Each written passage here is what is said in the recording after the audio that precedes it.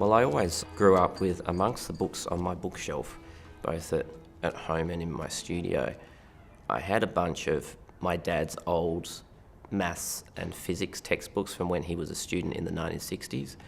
And they were just sort of interlaced with all my other books, and I'd never look at them, but of course you never throw books out, you just keep them.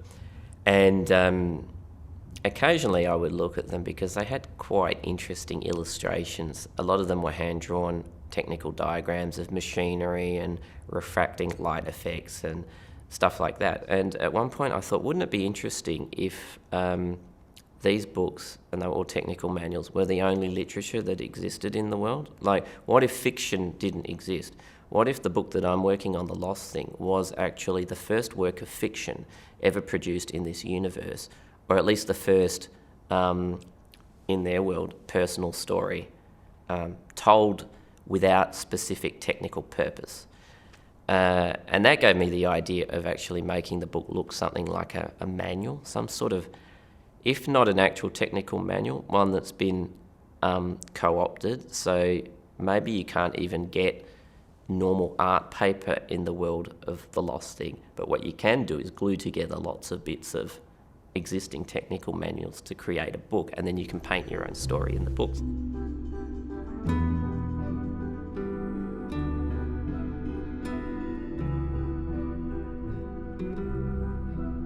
I think any writer or illustrator looking towards an adaptation of their work, whether they're doing it themselves or somebody else is doing it, is if they're serious about it, they're going to be a bit worried because there's certain qualities that are part of the book and the original conception that are intrinsic to the structure and medium of the book. It's a very personal work for Sean. I think it's one of his closest to him. So I had to make sure that he was comfortable with me as a producer and Andrew as a potential director, and that we were a company that would be able to realise the film to the manner and to the level that he would want us to. You really do, in producing any adaptation, you have to start from scratch. You're not just taking one image and thinking, okay, let's try and turn this into a scene. What do we have to build and what do we have to move? In most cases, you think about it in terms of doing a completely new work with the slight advantage that you've got a little bit of concept art from a previous project that you can then pull into that project. Moving it into an animated world was really sort of an extension or just another world that the book could exist in. And so combined with a lot of fantastic reference material, sort of maybe lighting concept sketches that Sean had done, having the book there as a kind of concrete reference point for something that we were not trying to copy but take into a new world was immensely helpful. When constructing this film, I was very mindful about maintaining the integrity of the book. And some things had to be, in fact, I think actually we ended up including just about everything that's in the book.